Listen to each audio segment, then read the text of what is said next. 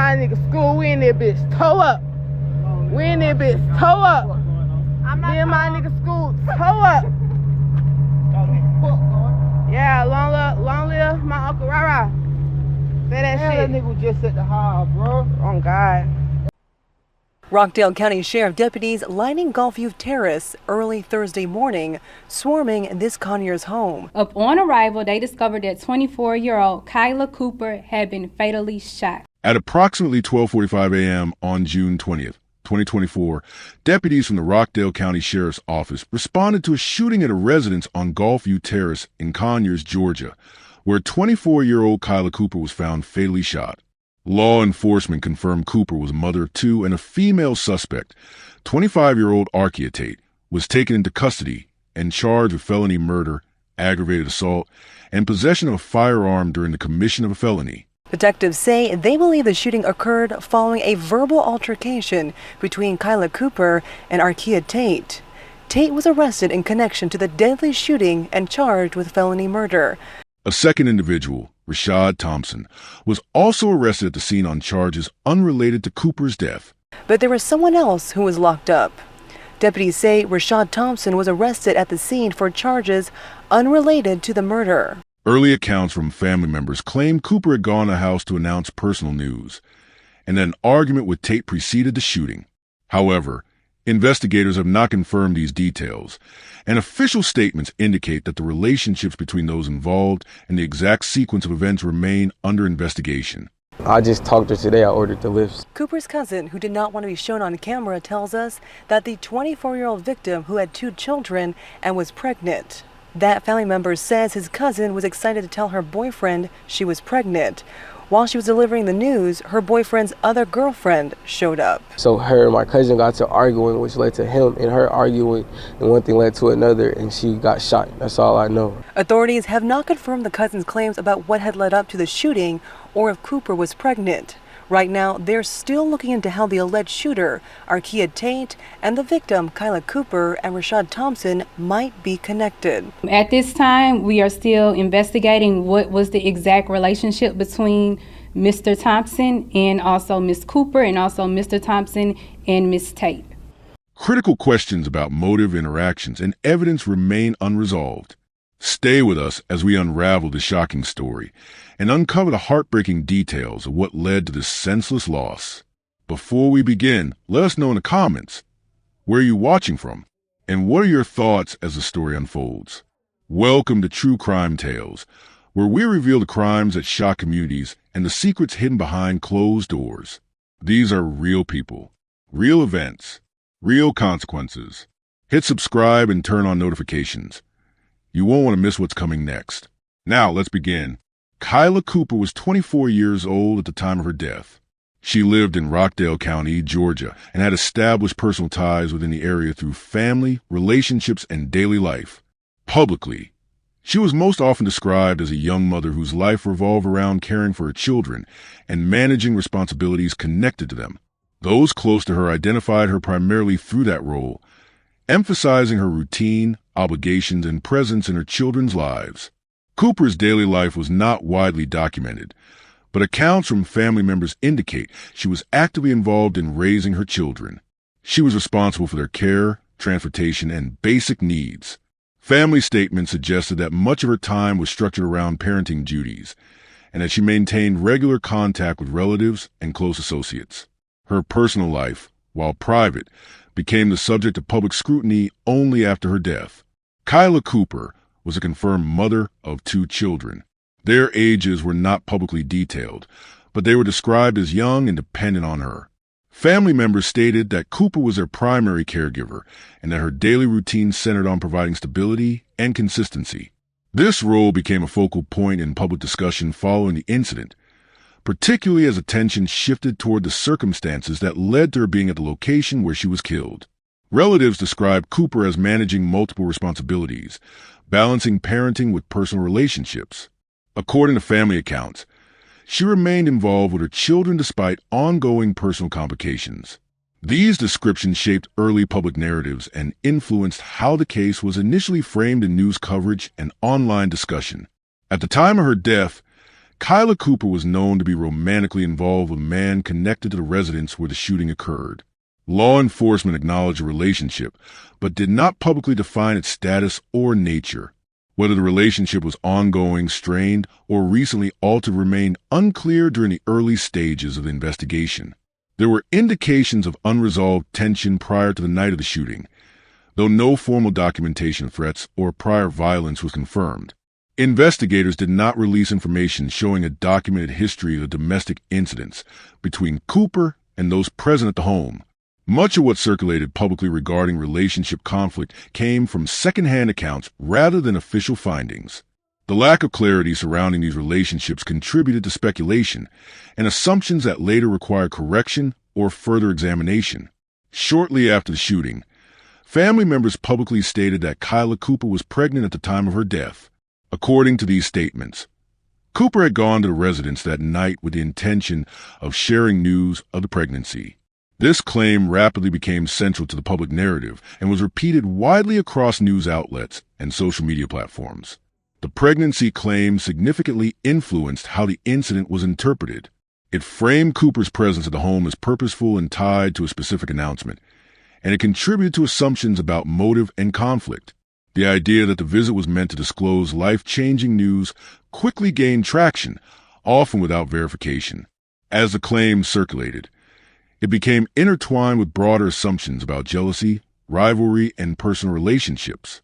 Despite the speed at which the information spread, official confirmation had not been issued at the time the claim entered public discussion. The shooting occurred at a residence on Gulfview Terrace in Rockdale County, near Conyers, Georgia. The area is a residential neighborhood characterized by single-family homes and limited late-night activity. The location was not previously known for violent incidents, and neighbors described the area as generally quiet. The home itself was occupied by individuals connected to the case.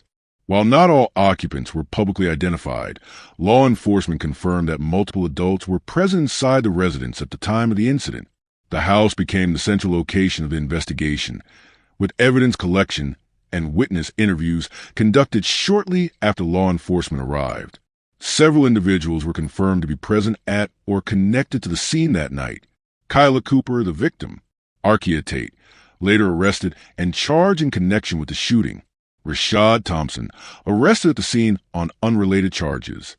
Rockdale County Sheriff deputies lining Gulfview Terrace early Thursday morning, swarming this Conyers home. Upon arrival, they discovered that 24-year-old Kyla Cooper had been fatally shot. Detectives say they believe the shooting occurred following a verbal altercation between Kyla Cooper and Arkia Tate. Tate was arrested in connection to the deadly shooting and charged with felony murder, but there was someone else who was locked up.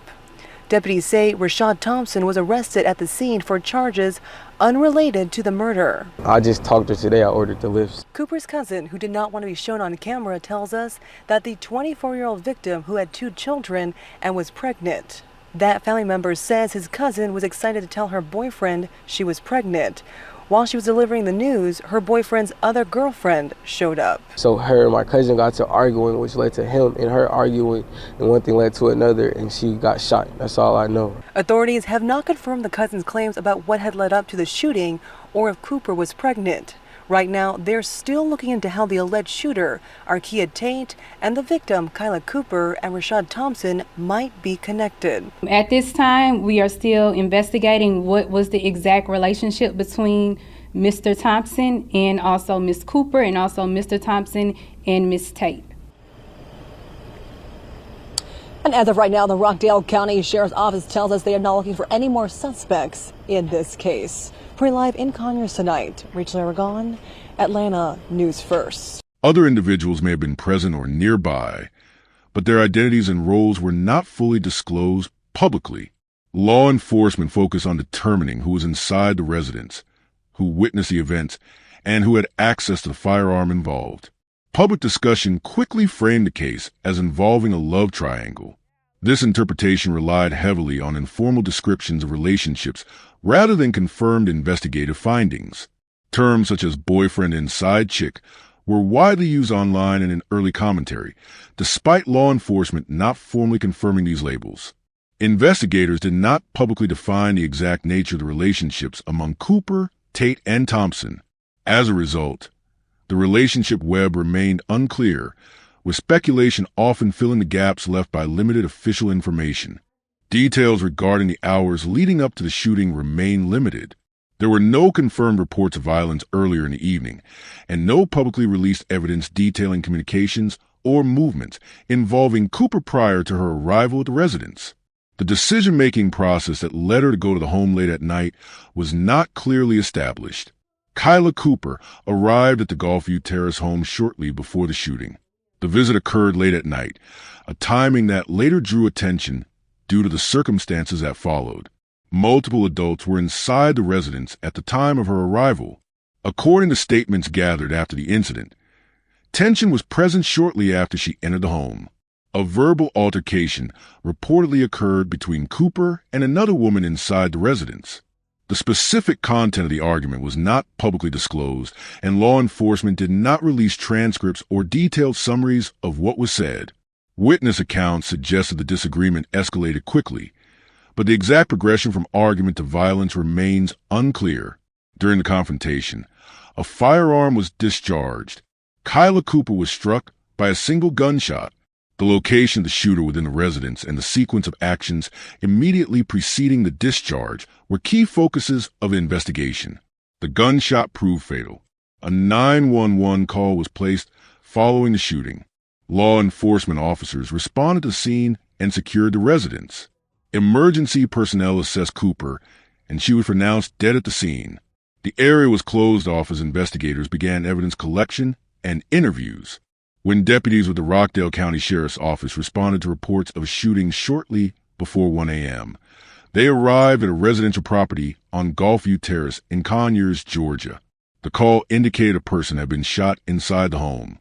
Upon arrival, officers encountered an active scene with multiple individuals present and immediately initiated standard homicide response procedures. The first priority for responding officers was to secure the scene. Deputies established a perimeter around the residence to ensure no further threat existed and preserve the integrity of the location for investigative purposes. Entry and exit points were controlled, and unauthorized individuals were prevented from accessing the area. This step was necessary to protect potential evidence and maintain a clear record of who had contact with the scene following the incident. Individuals found inside and around the residence were detained temporarily. Detention in this context did not imply arrest, but was conducted to identify everyone present, determine their involvement, and prevent interference with the investigation. Law enforcement separated individuals to avoid cross-communication and to allow independent statements to be collected later. During the initial sweep of the residence, deputies located a firearm believed to be connected to the shooting. The weapon was secured following standard evidence handling protocols. Officers documented its location, condition, and accessibility before placing it into evidence. The recovery of a firearm at the scene immediately established the incident as a criminal homicide investigation rather than a medical emergency alone. Emergency medical personnel were already present or arrived shortly thereafter, but Kyla Cooper was pronounced deceased at the scene due to a gunshot wound. Once death was confirmed, the residence transitioned fully into a crime scene under law enforcement control. Within hours of the incident, the sheriff's office released an initial public statement confirming that a woman had been shot and killed at a residence near Conyers. The statement identified the incident as a homicide, but provided minimal additional detail. Authorities did not release the victim's name immediately, nor did they identify any suspects at that stage. Law enforcement emphasized that the investigation was ongoing and that details would be released as they became available.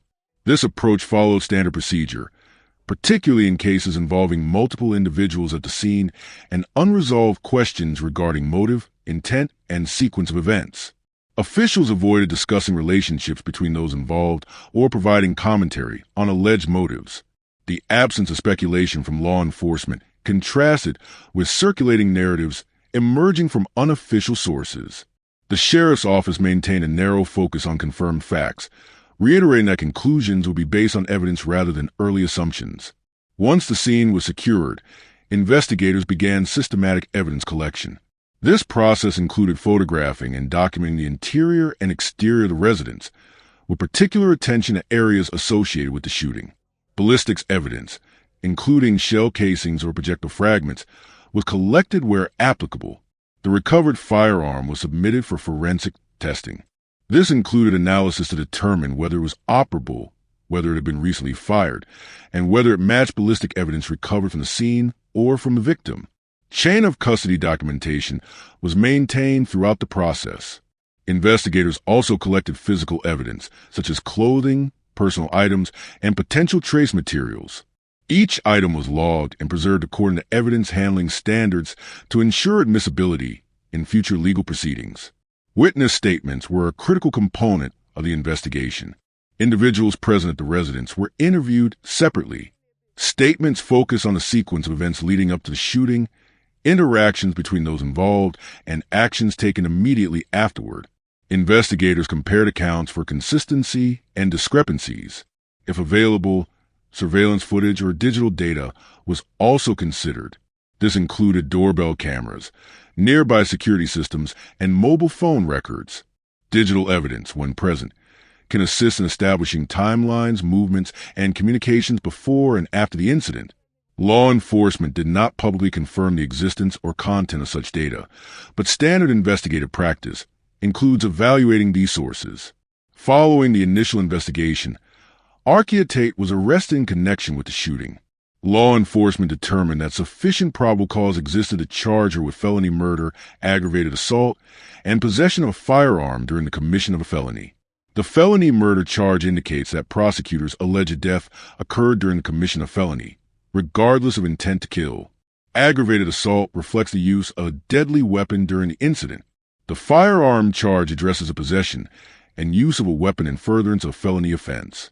Authorities did not release a detailed explanation of motive at the time of the arrest. No public statement from Tate was provided through law enforcement channels, and investigators did not speculate on her intent or mental state. The case proceeded based on evidence collected rather than public narratives. Rashad Thompson was also arrested at the scene, but on charges unrelated to the homicide. These charges involve separate alleged offenses discovered during the police response. Law enforcement made it clear that Thompson was not charged in connection with Kyla Cooper's death. Despite his presence at the scene, Thompson's role in the events leading up to the shooting was not publicly defined. Authorities did not describe him as a suspect in the homicide, nor did they attribute responsibility to him for the fatal gunshot. The distinction between the charges against Tate and Thompson was emphasized by investigators to clarify that multiple arrests at a scene do not necessarily indicate shared culpability in a homicide. An autopsy was conducted to determine the official cause of death. Medical examiners confirmed that Kyla Cooper died as a result of a gunshot wound. The findings were consistent with injuries observed at the scene and supported law enforcement's classification of the incident as a homicide. The autopsy provided critical medical evidence that would later inform charging decisions and investigative conclusions. Cause of death was not disputed in official findings. One of the most significant outcomes of the autopsy involved pregnancy determination. Despite widespread public claims that Cooper was pregnant at the time of her death, the autopsy confirmed that she was not pregnant. This finding directly contradicted statements made by family members in the immediate aftermath of the shooting. The pregnancy claim had been widely repeated in early media coverage and online discussions before medical evidence was available. Law enforcement relied on the autopsy results as definitive. The discrepancy between medical findings and early claims highlighted the importance of verified evidence in homicide investigations. After the autopsy results became known, there was no widespread public correction or retraction by outlets that had previously reported the pregnancy claim. As a result, the incorrect narrative continued to circulate online. Law enforcement did not issue extensive follow-up statements addressing the discrepancy, instead allowing the case to proceed through the legal system. The continued spread of inaccurate information demonstrated how early assumptions can persist even after being disproven by official findings. The gap between verified medical evidence and public belief became a defining aspect of the case's broader narrative, underscoring the difference between confirmed facts and unverified claims. From the earliest hours after Kyla Cooper's death, two parallel versions of the case began to form. One was driven by public statements, early media headlines, and word-of-mouth accounts. The other was shaped quietly by law enforcement through evidence collection, interviews, and forensic analysis. As the case developed, the gap between these two narratives became increasingly clear. Initial news coverage focused heavily on the idea of jealousy and a romantic dispute. Headlines and broadcast reports framed the shooting as a result of a love triangle involving Kyla Cooper, a man she was allegedly involved with, and another woman at the residence. This framing was largely based on statements attributed to family members and individuals familiar with Cooper's personal life, rather than conclusions released by investigators. Many reports emphasize that Cooper was a young mother who allegedly went home to confront another woman. This portrayal suggested a clear and simple motive, romantic rivalry escalating into violence. Because these details were widely repeated, they quickly became accepted as fact by the public. Even though they were not officially confirmed at the time they were reported, the reliance on family accounts played a significant role in shaping this early narrative. Family members, speaking in the immediate aftermath of the shooting, described events as they understood them or believed them to be. While such accounts are common in breaking news situations, they are not investigative findings. However, in this case, those statements were frequently presented without sufficient distinction between personal belief and verified information. As a result, the early media narrative framed the case in a way that suggested motive, intent, and relationship dynamics before investigators had completed even the most basic stages of their work. Two claims in particular gained widespread attention despite lacking official confirmation: that Kyla Cooper was pregnant and that the shooting was motivated solely by romantic jealousy. The pregnancy claim was introduced through family statements and quickly repeated across social media and news coverage. It became central to the story's framing, adding an additional layer to the narrative and reinforcing the idea that Cooper's visit to home was emotionally charged and purposeful. However, this claim was never verified by law enforcement or medical authorities at the time it circulated. Later findings contradicted the pregnancy assertion, but by then, the claim had already taken hold in public discourse. Even after official clarification, the pregnancy narrative continued to appear in discussions of the case, demonstrating how early misinformation can persist even after being disproven. The second unverified claim involved motive. Early coverage often presented jealousy as the sole or primary reason for the shooting. This interpretation assumed a direct and simple connection between the argument reported at the scene and the use of lethal force. However, investigators did not publicly confirm that jealousy was the motive, nor did they describe the incident as a straightforward romantic dispute. By presenting these unverified claims as central facts, early narratives narrowed the scope of public understanding. Other possible contributing factors, circumstances, or dynamics were largely excluded from discussion, even though investigators had not ruled them out. In contrast to early media portrayals, law enforcement maintained a more limited and controlled release of information. Authorities confirmed that a verbal altercation occurred and that a shooting followed, resulting in Cooper's death. Beyond those basic facts, investigators declined to provide specific details regarding motive or relationship dynamics.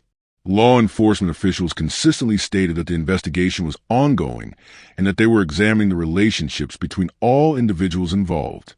They did not publicly endorse the idea of a love triangle, nor did they confirm claims about pregnancy or the purpose of Cooper's visit. This refusal to speculate or assign motive reflected standard investigative procedure. Determining intent and motive typically requires analysis of physical evidence, witness statements, digital communications, and forensic findings. Publicly committing to a motive before completing these steps could compromise the investigation or later legal proceedings. The contrast between what law enforcement confirmed and what the public believed highlights how incomplete information can be filled in by assumptions when official silence is interpreted as confirmation rather than caution. Despite arrests and charges, several key questions remain unresolved or unaddressed in publicly available information.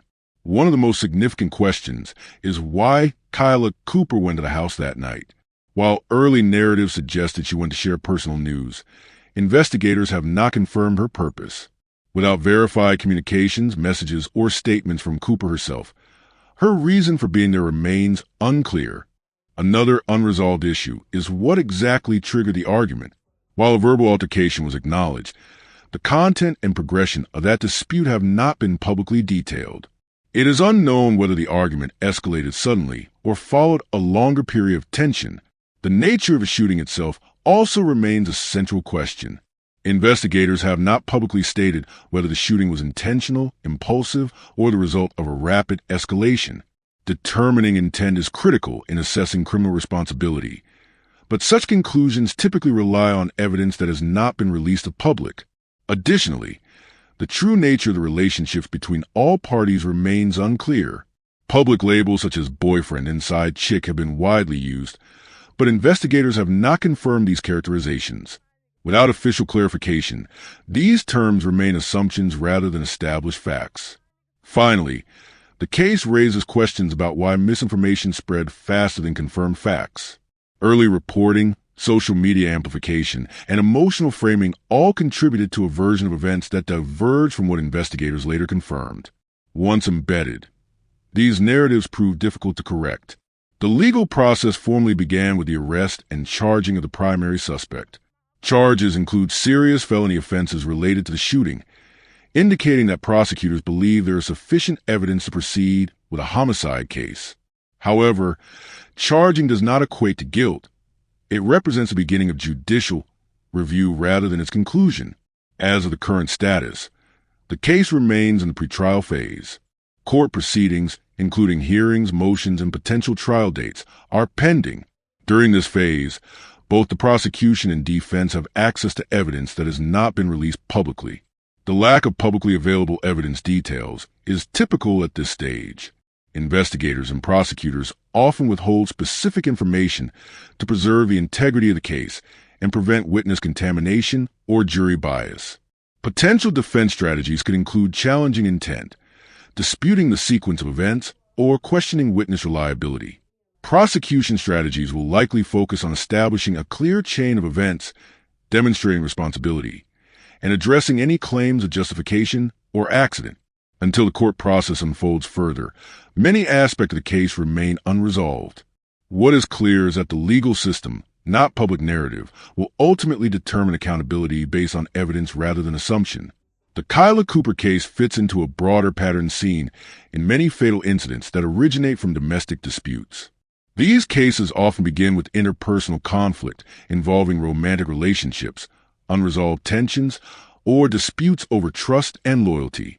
While each case has unique circumstances, investigations repeatedly show that late-night confrontations, emotionally charged environments, and the presence of firearms significantly increase the likelihood of lethal outcomes. In similar cases nationwide, disputes that escalate into violence often occur in private residences, where emotions are heightened and external intervention is limited. These incidents are frequently described as spontaneous, yet they are often preceded by ongoing relationship instability, prior arguments, or unresolved conflicts that are not immediately visible to outsiders. The Cooper case reflects several of these recurring elements: a late-night visit, multiple individuals connected through personal relationships, and a verbal argument that escalated into gunfire. What distinguishes this case is not the presence of domestic dispute itself, but how quickly assumptions about motive were accepted without confirmation. Law enforcement categorized the incident as stemming from a domestic situation, but did not immediately assign a specific motive, such as jealousy or retaliation. This distinction is critical, as domestic disputes encompass a wide range of scenarios, not all of which fit common stereotypes. The presence of firearm in domestic disputes remains one of the most consistent risk factors for fatal outcomes. Studies and law enforcement data repeatedly show that arguments involving firearms are far more likely to end in death than those without. The Cooper case reinforces the broader implication that access to a weapon during a domestic conflict can transform a verbal disagreement into a fatal event within seconds, regardless of prior intent. Public understanding of criminal cases is often shaped less by verified facts and more by early narratives. In the Cooper case, assumptions formed almost immediately after the shooting, driven by initial statements from family members and amplified by early media coverage. These assumptions included claims about pregnancy, relationship roles, and motive. Once introduced, these ideas became central to how the public interpreted the case, even when later evidence contradicted them. Labels such as boyfriend, side chick, or jealous rival carry implicit narratives that suggest intent, motive, and character. When these labels are applied prematurely, they frame the case in a way that can be difficult to correct. In this instance, the portrayal of the incident as a jealous confrontation involving a pregnant woman gained traction before medical evidence or investigative findings were publicly available. When the autopsy later determined that Cooper was not pregnant, this correction did not receive the same level of attention as the original claim. As a result, misinformation continued to circulate, reinforcing a version of events that was no longer supported by evidence. This pattern highlights a broader issue in true crime consumption. Once a narrative is established, factual updates that complicate or contradict it often struggle to gain equal visibility. Assumptions also influence how suspects are perceived. When motives are inferred rather than proven, public opinion may form judgments that extend beyond what the legal system has established. This can affect jury pools, online discourse, and even perceived legitimacy of the investigation itself. In the Cooper case, law enforcement consistently avoided confirming specific motives, yet public discussions often treated those motives as settled facts. This disconnect underscores the importance of distinguishing between what is known, what is alleged, and what remains unknown. Failure to do so can distort public understanding and shift focus away from evidence-based analysis. The long-term impact of homicide cases extends beyond court proceedings and media coverage, particularly for surviving family members. In the Cooper case, the most enduring consequences fall on her 2 children. Regardless of disputed details surrounding the case, the confirmed fact remains that they lost their mother to a fatal shooting. Children affected by parental homicide often face long-term challenges related to stability, guardianship, and financial support. Their lives are permanently altered by the absence of a primary caregiver. In many cases, these children are raised by extended family members who must navigate legal processes, emotional adjustment, and practical responsibility simultaneously. Additionally, the presence of misinformation surrounding a parent's death can complicate how children later understand the circumstances of the loss. Public narratives, particularly those that are inaccurate or sensationalized, can follow families for years, shaping how the case is discussed in public spaces long after legal proceedings conclude. Families are also affected by the pace and transparency of the justice process. When investigations take time or when key details remain undisclosed, families may struggle with uncertainty. In cases where public narratives conflict with official findings, families may experience additional strain as they reconcile personal beliefs with documented evidence. The Kyla Cooper case demonstrates the importance of separating confirmed facts from speculation. Verified information establishes that Cooper was shot and killed in the early morning hours at a private residence in Rockdale County. One individual was charged with felony murder and related offenses, while another was arrested on unrelated charges. Medical examination confirmed the cause of death and determined that Cooper was not pregnant, directly contradicting early public claims. At the same time, several aspects of the case remain unresolved or undisclosed, including precise motive, the full nature of the relationships involved, and the sequence of decisions that led to the fatal encounter. These unanswered questions do not justify the acceptance of unverified narratives as truth. This case illustrates how premature conclusions can overshadow investigative accuracy. When assumptions are repeated without confirmation, they can distort public understanding and shift attention away from the actual findings of an investigation. The difference between what is believed and what is proven becomes blurred, creating a version of events that may not align with reality. Ultimately, the Cooper case serves as a reminder that widely accepted narratives are not always accurate. True crime analysis requires patience, attention to evidence, and a willingness to revise conclusions as new information emerges. Without these principles, public discourse risks prioritizing compelling stories over factual truth. If you found this story as gripping and heartbreaking as we did, don't forget to like this video and share it with others. And if you want to hear more true crime stories that uncover the mysteries behind these tragic events, make sure to subscribe to our channel and turn on the notification bell. You won't want to miss our latest stories, updates, and discussions. Thank you for joining us on this journey to seek justice and explore the truth. Together, we can make a difference. Until next time, stay safe and stay aware.